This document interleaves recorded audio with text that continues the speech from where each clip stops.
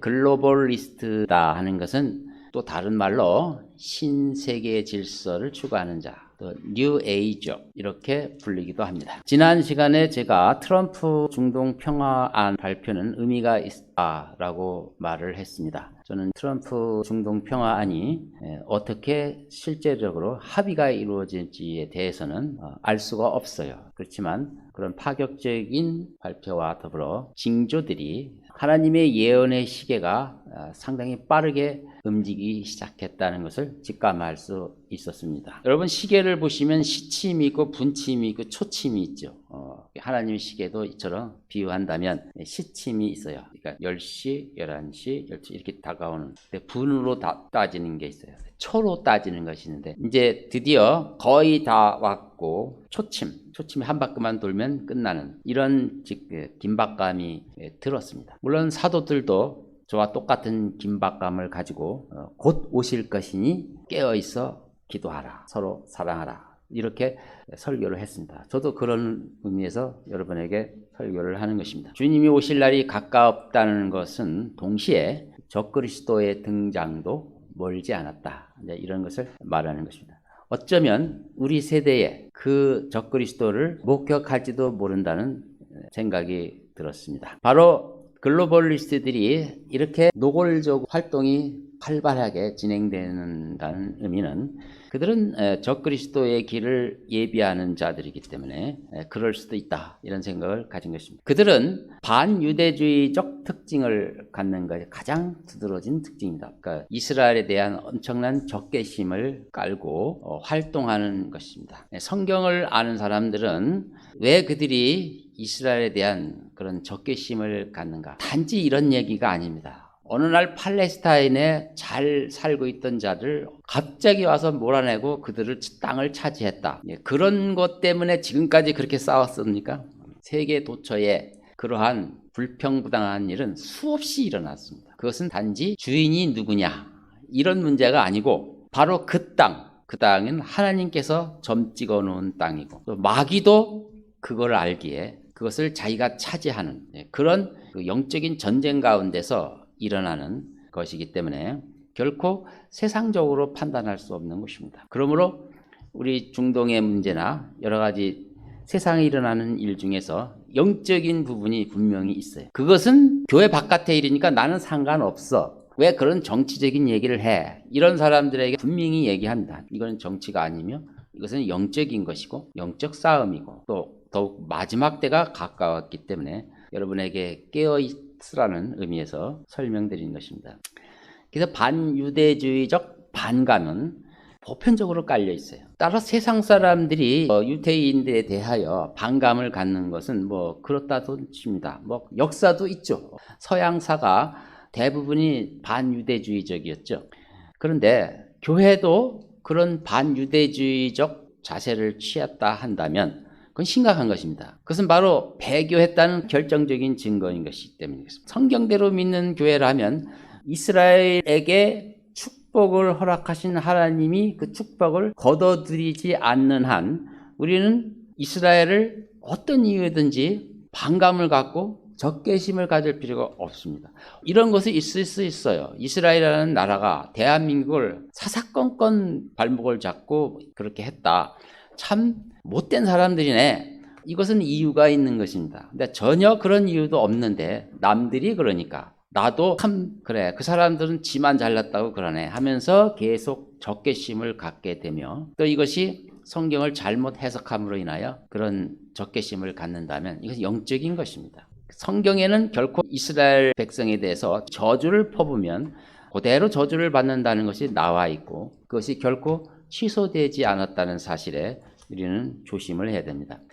개인에서도 마찬가지예요. 나는 왠지 모르게 그들이 미워하면은 그것은 왜 그런가 물어봐야 돼요. 왜 당신은 그거에 대해서 미워합니까? 왜냐면 책을 읽었어. 누구의 얘기를 들어보니까 그 말이 맞는 것 같아.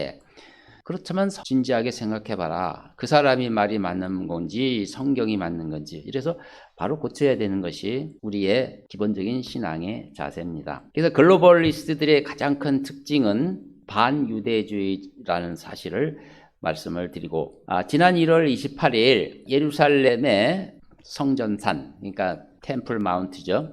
모리아산에 유대인들과 그리스도인들이 함께 예배 드릴 수 있는 것을 허락한다는 중동 평화안이 트럼프 대통령에 의해서 발표되었을 때, 이것은 보통 일이 아니구나, 이렇게 생각을 한 것입니다. 이제 카운트다운이 초침이 시작이 되었고, 그런 것이다 라고 본 것이죠.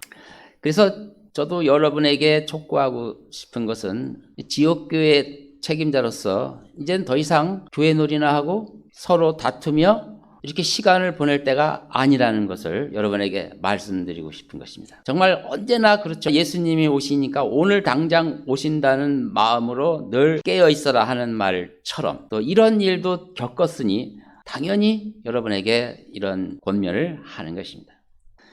그리고 마지막 시대에 사는 저희들은 무엇보다도 시대의 변화에 민감하셔야 합니다. 통찰력을 가지셔야 됩니다.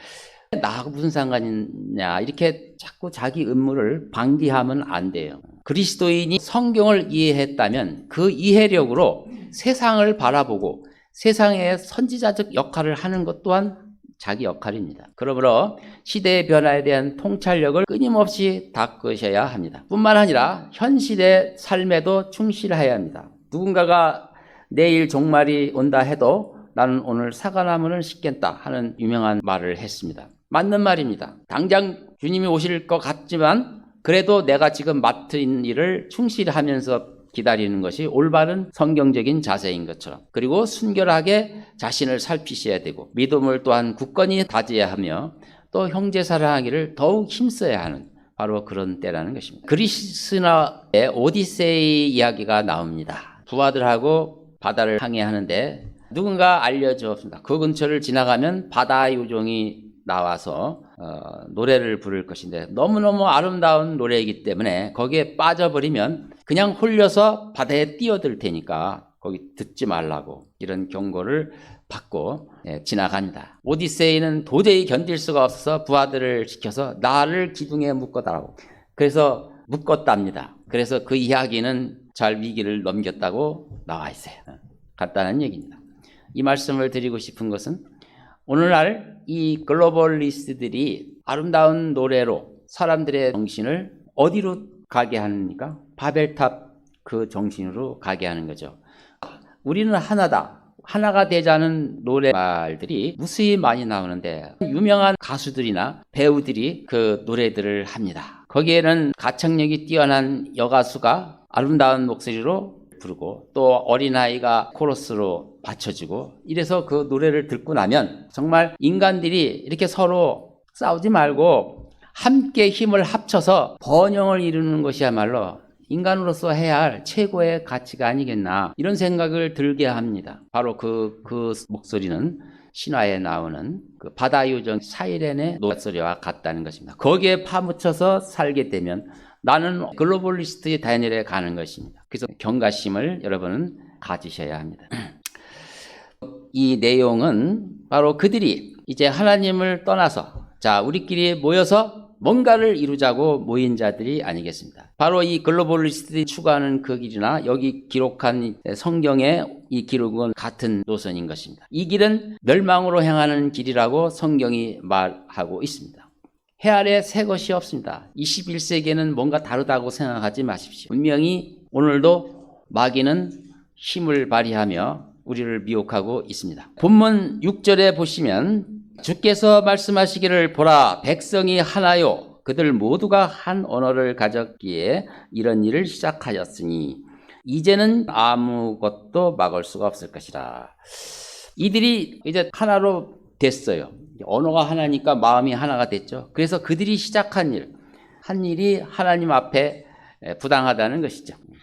바로 그것입니다. 예루살렘 성전사는 지구의 핵전쟁을 일으킬 수 있는 도화선과 같은 것입니다. 바로 그것을 잘못 건드리면 3차 세계대전이 촉발할 수 있는 지역입니다.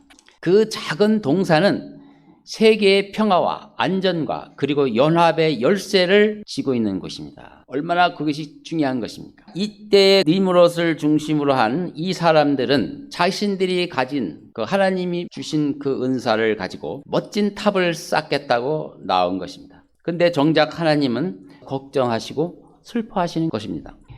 인간들이 모여서 머리를 맞대고 언어가 하나니까 뜻을 모아서 그분이 주신 창조적인 능력으로 마음껏 발휘를 했는데 이것이 무슨 문제가 되는 것입니까? 이 질문에 대해서 분명한 답을 가져야만 여러분이 오늘날 일어나는 글로벌리스트들에 대하여 올바른 이해를 가질 수가 있는 것입니다. 왜 이 당시 니무어 사람들이 탑을 쌓는데 하나님을 막았습니까? 여기에 대한 답을 가지고 계십니까? 이 바벨탑 사건은 하나님의 역설입니다. 하나님께서는 우리를 자신의 형상대로 만드시고 우리에게 능력을 선물하셨습니다. 그런데 우리가 그 잠재력을 발휘하자마자 모든 이때 그 당시의 문명들을 발굴해 보면 이 건축술이 대단한 것으로 알려져 있습니다. 창의력을 발휘해서 인간들이 멋있게 한 거죠. 근데 왜 하나님은 거기에 대해서 불만을 나타내셨는가? 그 답은 이렇습니다. 그들이 다 좋은데 반역적인 생각을 가지고 그 일을 했다는 것입니다. 여기 무슨 반역이 나옵니까? 분명히 하나님은 반역적인 행동을 했기 때문에 그것을 막으신 것입니다. 첫째로는 하나님은 노아에게 이제 다시는 너희들에게 홍수로 심판하지 않겠다고 약속하시면서 동시에 세상에 나가 흩어져 내가 명령한 번성하고 이 세상을 다스리는 일을 하라고 명령을 했는데 이들은 정반대로 한 것입니다. 흩어짐을 어떻게 하더라고요? 터짐을 면하자. 멀리 흩어지지 않게 하자. 하나님의 명령을 정반대로 뒤집은 것입니다. 하나님에 대한 반역적인 생각이 아담에서 있었던 것이 여기도 나왔고 동일하게 나온 것입니다. 그래서 하나님은 그것을 회방하지 않을 수가 없었던 것이죠. 결정적인 한 방으로 인간들의 모든 노력을 무산시켰습니다. 그것은 바로 언어를 뒤죽박죽 시켜서 그들이 결코 합의할 수 없도록 한 것입니다. 사람들은 지금도 모든 시대마다 하나님을 향하여 질문을 쏟아냅니다. 특히 오늘날 글로벌리스트들은 이렇게 외칠 겁니다. 왜 단일 세계를 만드는 일을 방해하십니까? 단일 정부를 만들어서 번영을 이루고 부조리를 없애고 하늘의 왕국을 건설하겠다는 데 대하여 왜 방해하느냐고 물을 것입니다. 그러나 하나님은 도리어 우리에게 물으실 것입니다. 너희는 왜 내 명령을 거역하는가? 아담의 불순종과 그 참상을 듣지 않았느냐? 그 선악과를 따먹는다는 게 별거 아닌 것처럼 했던 그 불순종이 어떤 결과를 낳았느냐? 결국 가인이 아벨을 죽이는 가족의 참상을 겪었고 그로부터 계속해서 아담의 후손들이 한 짓것은 하나님께서 홍수로 그걸 싹 쓸어버리지 않으면 안 될 만큼 깊게 타락했던 것입니다. 바로 그것을 하나님은 지적하시는 것. 하나님의 그 판단을 무시한 것이죠. 우리는 이렇게 하는 것이 결코 잘못이 아니라고 생각했는데 그것이 가장 심각한 것으로 여기신 것이죠. 자, 홍수를 하나님이 내리셨습니다. 너무나 끔찍한 심판이었습니다. 노아의 8 식구를 제외하고는 다 죽었으니까 얼마나 끔찍한 심판입니까? 그 이유를 알아야 됩니다. 왜 하나님은 물의 심판을 내리셨는가? 창세기 8장 21절에 분명히 이렇게 말씀하고 있습니다. 주께서 그 향기를 맡으시고 주께서 그 마음속으로 말씀하시기를 내가 다시는 사람으로 인하여 땅을 저주하지 않으리니 이는 사람의 마음의 상상이 어려서부터 악함이라. 내가 다시는 내가 행한 것과 같이 살아있는 모든 것을 죽이지 아니하리라. 여러분 이제 분명히 아셔야 합니다. 왜 하나님께서 노아의 홍수를 내리셨는가? 그러한 심판을 왜 내리셨는가? 사람의 마음의 상상이 어떻다고요? 어렸을 때부터 항상 악했기 때문에 그런 것이죠. 그것을 그대로 두었더니 그렇게 되었다는 거죠. 그러나 여러분이 시간이 지났다고 이것을 잊는다면 우리는 노아의 홍수를 무시하는 것과 같은 것입니다. 노아의 홍수는 하나님이 직접 이루신 것입니다. 그 이유는 우리 인간은 어렸을 때부터 그 상상력이 늘 악했기 때문에 하나님은 2가지 조처를 내리셨어요. 첫째는 이제는 다시는 노아의 홍수라는 심판을 내리지 않겠다. 이것은 무슨 뜻이냐면 인간들이 비록 부패했을지라도 하나님께서 자비와 은혜라는 원칙으로 다루시겠다는 뜻입니다. 옛날에는 지켜만 보았어요. 그랬더니 완전히 부패해버린 거예요. 이게 도저히 건질 것이 없었어요. 건질 수가 없어서 다 쓸어버린 거예요. 이제는 지켜보지 않겠다는 뜻입니다. 인간은 항상 상상이 어렸을 때부터 악하다는 것을 확실히 진단하셨어요. 앞으로는 물로 심판을 절대로 안 하겠다. 이게 무슨 뜻이에요? 분명히 인간들은 내내 똑같을 텐데, 다시 말해서 옛날처럼 지켜만 보지 않고 내가 일일이 들어가서 회방을 놓겠다는 뜻입니다. 그래서 니므롯 여기 들어오셨잖아요. 이제 내려가자.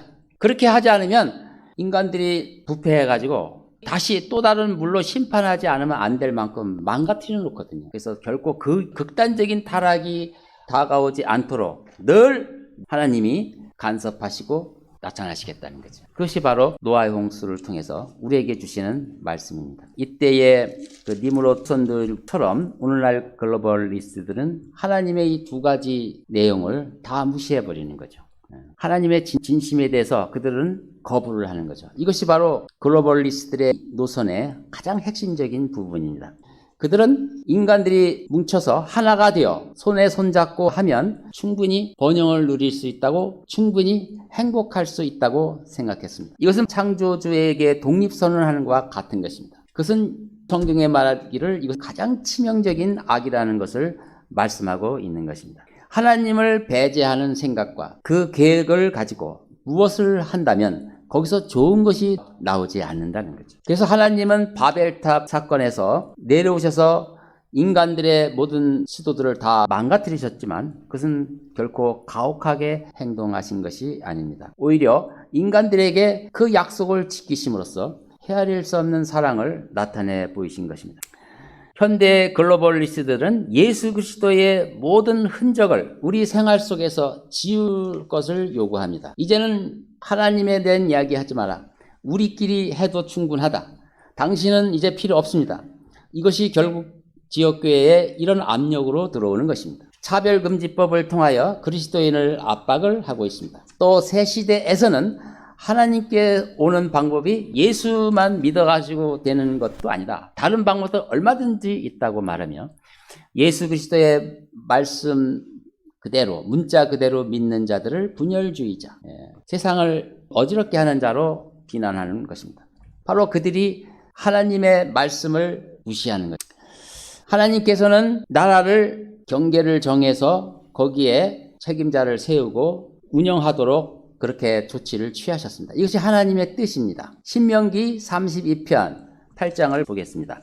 지극히 높으신 분께서 민족들을 그들의 유업으로 나누셨을 때, 그분께서 아담의 아들들을 분리하셨을 때, 그분께서는 이스라엘 자손의 수에 따라 백성들의 경계를 정하셨으니, 그러니까 하나님께서 나라를 나누신 것입니다. 이것은 하나님의 뜻이었던 것입니다.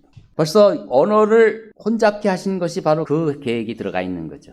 그러나 글로벌리스트들은 하나님의 나누신 그 섭리를 정면으로 거부하는 것입니다. 1976년 1월 30일 UN 세계 사무국에서 상호의존 선언이라는 문서를 발표를 했습니다. 그 내용은 이렇습니다. 2세기 전에 우리 조상들은 새로운 나라를 열었습니다. 이제 우리는 새로운 세계 질서를 이끌어내기 위해 다른 사람들과 함께 해야 합니다. 새로운 세계 질서를 확립하기 위해서는 인류가 국가의 편견의 한계로부터, 즉 국가주의로부터 자유로워야 합니다. 우리는 모든 국가의 경제가 서로 연결되어 있음을 인식해야 합니다. 그래서 우리는 모든 국가들에게 유엔과 다른 세계 질서 제도를 강화할 것을 촉구합니다. 1976년에 선언한 것입니다. 그때 벌써 국가주의를 부정한 것입니다. 신명기에 나와 있는 하나님이 경계를 나누어서 국가를 통하여 서로 공정한 경쟁과 상호 협력을 통하여 살아가라고 하는 이런 하나님의 섭리를 정면으로 거부한 것입니다. 이들은 엘리트들을 동원하여 모든 사람들을 완전히 하나의 세계, 하나의 국가, 통제된 국가로 몰아넣기 위해서 열성을 다하고 있었습니다. 20년이 흘러서 상당히 세계화, 즉 세계주의가 사람들에게 퍼지자 이번에는 총동원 명령을 내립니다. 1996년 터키 이스탄불에서 열린 UN 포럼의 하비타트 2세가 전 사무총장인데 또 이런 말을 합니다. 전례 없는 행동을 이행해야 할 때가 왔다. 새로운 세계 얼굴 안면 인식이 가능한 스마트 도시, 또 세계 질서를 위한 새로운 세계 사회 계약이 새롭게 만들어져야 한다. 이건 무슨 뜻입니까? 조지 오웰의 디지털 통제 시스템과 법 제도 재정비를 해야 할 테니까 각 나라는 협조하라는 뜻이죠. 각 나라의 대통령과 수상을 압박을 합니다. 바로 국가는 해체돼야 된다는 얘기죠. 교회에 들어가서 그들이 하는 짓이 무엇입니까? 가정 해체를 주장하지 않습니까? 가정이 뭘 필요하냐? 그래서 동성애를 받아들이라는 건 그 가정 해체죠. 이 유엔 기구에 들어가서는 무슨 짓을 합니까? 국가 해체주의를 하는 거죠. 그들은 자신들의 욕망을 채우기 위해서 예수 그리스도의 이름을 팔아먹고 있습니다. 예수 이름으로 그 짓을 하는 거예요. 그러나 그들은 정작 선량한 국민들을 세금으로 도둑질했으며 온갖 유엔 기구를 통해 자신들의 지배 구조를 구축하는데 이용을 했습니다. 환경론자들, 인권위원회, 세계보건기구는 그들은 그 글로벌리스트들의 행동대원들로서 하나님의 사람들을 파괴하는데 그 기구들을 활용했습니다. 전체주의자들을 육성했고 테러리스트들을 옹호했고 기독교를 탄압하는데 또한 기독교 정신을 이용했습니다. 배출가스 규제를 서구 기독교 국가에서는 엄격히 적용하는 데 반해서 글로벌리스트들의 앞잡이 노릇하는 중국에 대해서는 이런 방구도 하지 않고 있습니다. 미국 내 이민자들의 인권과 동성애자 사회적 차별에 대해서는 그렇게 앞장서면서 정작 전체주의 국가 내에서 이뤄지는 반인륜적 범죄에 대해서는 침묵을 했던 것입니다. 이 글로벌리스트들의 위선들이 이제 실체가 드러나기 시작했습니다. 21세기 바벨 건축업자들로서의 그 모든 세계는 결국 하나님의 보좌를 빼앗고 자신들이 지배하려는 사탄적인 그런 시도임이 분명합니다. 그들의 상상력과 철학은 존 레논의 노래 안에 그대로 담겨져 있습니다. 이 노래는 많은 사람들을 열광시킨 팝송으로 이미지라는 노래입니다. 거기에는 가사말이 글로벌리스트 국가처럼 나와 있습니다. 들어보시기 바랍니다. 제가 이게 번역을 했는데 내용은 아실 겁니다. 천국이 없다고 상상해 보십시오. 우리 아래에는 지옥이 없습니다. 하늘만 바라보십시오. 오늘 모든 사람들을 상상해 보십시오. 국가가 없다고 상상해 보십시오. 어렵지 않습니다. 그리고 종교도 없습니다. 모든 사람들이 평화롭게 사는 삶을 상상해 보십시오. 내가 몽상가라고 말할 수도 있지만 언젠가 나와 함께 하는 사람이 나뿐만은 아닐 줄 압니다. 세상은 하나가 될 것입니다. 욕심이나 굶주림이 필요하지 않다고 생각하는 재산이 없는 세상을 상상해 보십시오. 인간, 형제, 관계 모든 사람들이 전 세계를 함께 공유한다고 상상을 해보십시오. 당신은 내가 몽상가라고 말할 수도 있지만 언젠가 저와 함께하는 사람이 저뿐만은 아닐 줄 믿습니다. 그리고 세상은 하나로 살 겁니다. 바로 이러한 가사말을 가지고 많은 사람들을 이끌어오고 있는 것입니다.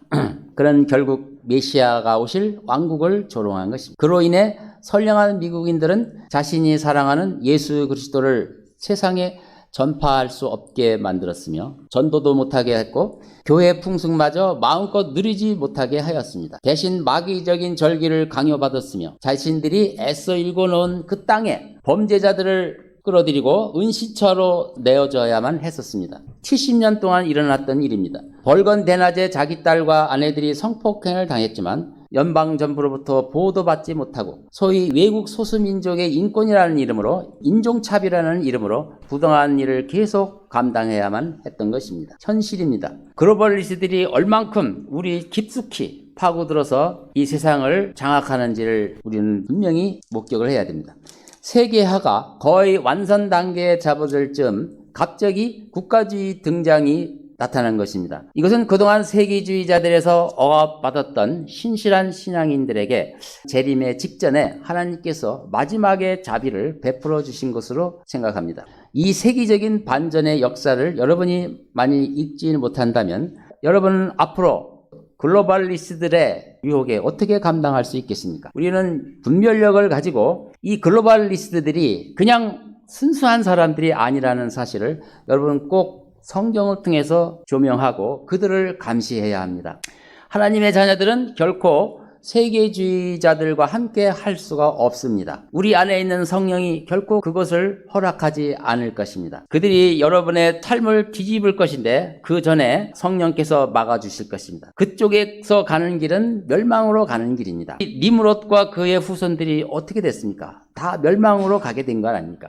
아브라함 후손을 뽑은 이유가 뭡니까? 그들의 가는 길은 멸망의 길이니 하나님의 말씀으로 사는 백성을 그가 부르신 거 아닙니까? 바로 우리도 마지막 때의 아브라함의 후손 아닙니까? 우리는 결코 세계화의 그 길에 들어서서는 안 되는 것입니다. 20세기 초부터 시작된 사회주의의 강기는 종교개혁의 최고 선물인 보수주의 토대를 갉아먹기 시작했습니다. 그들의 악의적이고 파괴적인 공격이 시작됐던 것입니다. 그들은 점차 언론과 사법부를 장악했습니다. 그리고 세계주의 강풍은 이제 허리케인이 되어서 이제는 정치하는 자들이 보수적인 가치를 가지고 나설 수 없는 상황이 되어버렸어요. 그래서 태생부터 보수적인 자들이 진보와 중도를 말하지 않으면 표를 못 얻는다고 생각하길 지경까지 왔던 것입니다. 이것은 제가 정치를 얘기하는 게 아닙니다.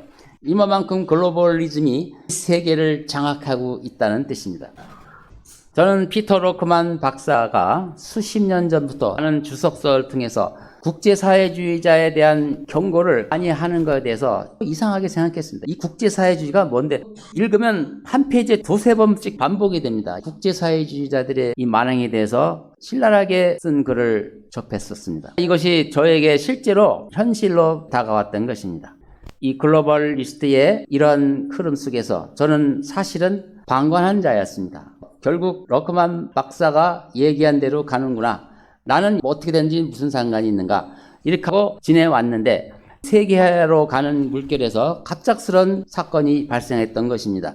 미국에서 대통령 후보였던 트럼프가 반세계화를 부르짖는다고 정면으로 내세우고 도전을 했던 것입니다. 그러나 지지 않았고 이겼습니다.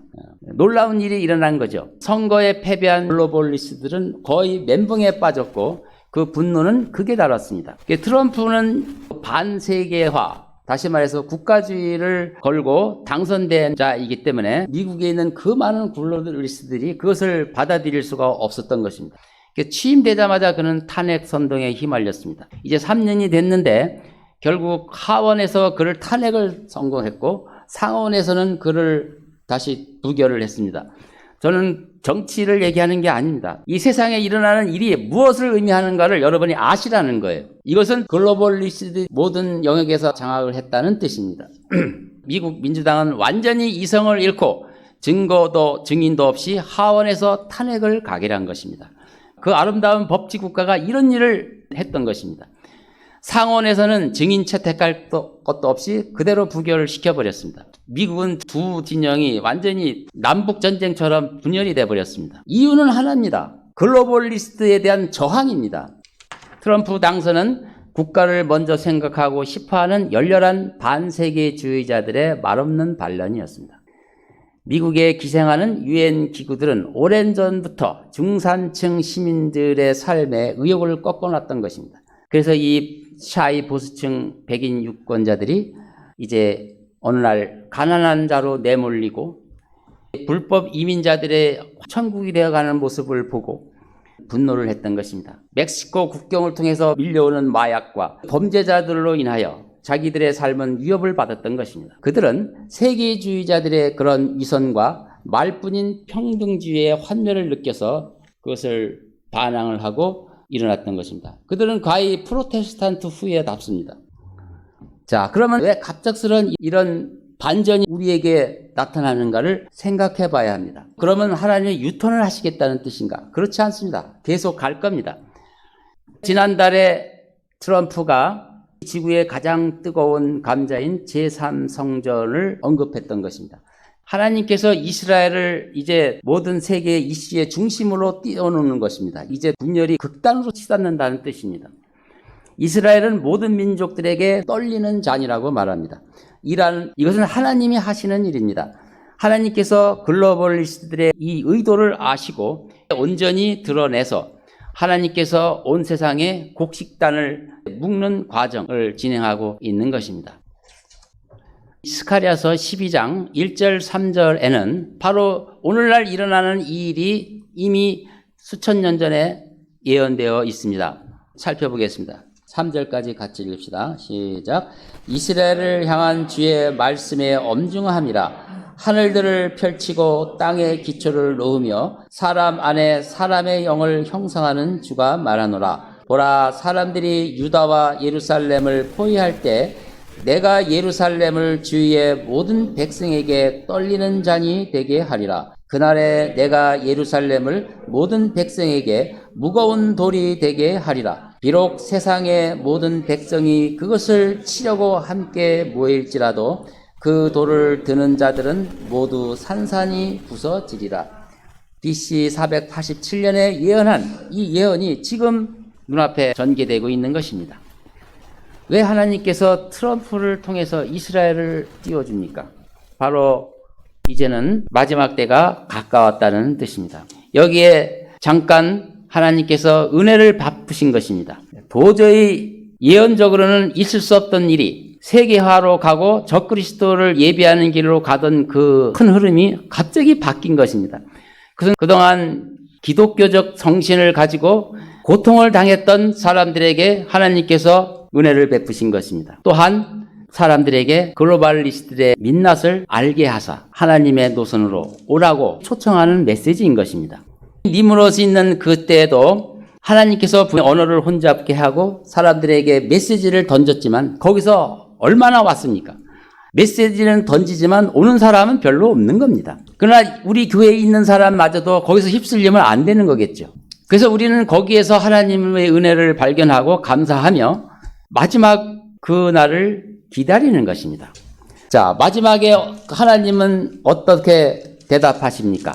스가랴서 12장에는 떨리는 잔이며 무거운 돌이라고, 즉 모든 사람들이 이스라엘이면 치가 떨리고 이스라엘은 완전히 없어져야 할 존재라고 그렇게 분노를 할 때 하나님은 어떻게 대답하는지 보시겠습니다. 시편 2편 제가 읽어보겠습니다. 어찌하여 이방이 분노하며 백성들이 헛된 일을 꾀하는가? 땅의 왕들이 나서고 치리자들이 서로 의논하여 주와 그의 기름 부음 받은 이를 대적하여 말하기를 우리가 그들의 결박을 끊고 그들의 멍에를 벗어버리자 하는도다. 하늘들에 앉으신 분이 웃으실 것이요 주께서 그들을 조롱하시리로다. 그때 그가 진노 가운데 그들에게 말씀하시고 심히 불쾌하여 그들에게 화내시기를 내가 나의 거룩한 산 시온 위에 내 왕을 세웠도다 하시리라. 내가 칙령을 선포하리라. 주께서 내게 말씀하시기를 너는 내 아들이라. 오늘 내가 너를 낳았노라. 내게 구하라. 그러면 내가 너에게 이방을 내 유업으로 땅의 맨 끝을 내 소유로 주리라. 내가 그들을 철장으로 깨뜨릴 것이며 토기장이의 질그릇같이 산산이 부수리라 하셨도다. 그러므로 너희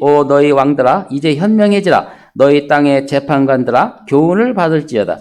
두려움으로 주를 섬기고 떨림으로 즐거워하라. 그 아들에게 입맞추라. 그렇지 않으면 그가 노하실 것이요 그가 조금만 격분하셔도 너희가 그 길에서 망하리라. 그를 신뢰하는 모든 사람은 복이 있도다. 바로 그렇습니다. 하나님께서 왜 이스라엘을 띄우겠습니까? 바로 여기서 알곡과 가라지를 가리기 위해서 이렇게 하시는 것입니다. 하나님께서 성도들에게 정신을 차리고 올바른 정신으로 하나님을 준비하라는 분명한 경고인 것입니다.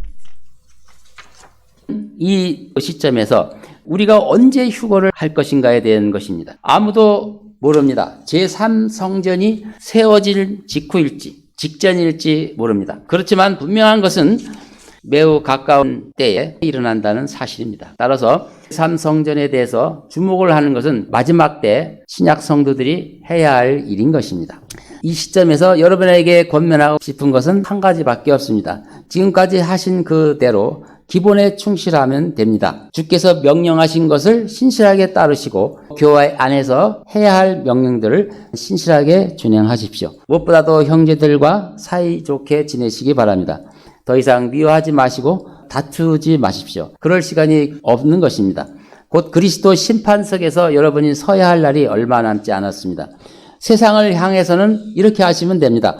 다가온 종말을 알리시고 이 세계주의 물결에서 여러분들은 휩쓸지 말라고 외쳐야 할 것입니다.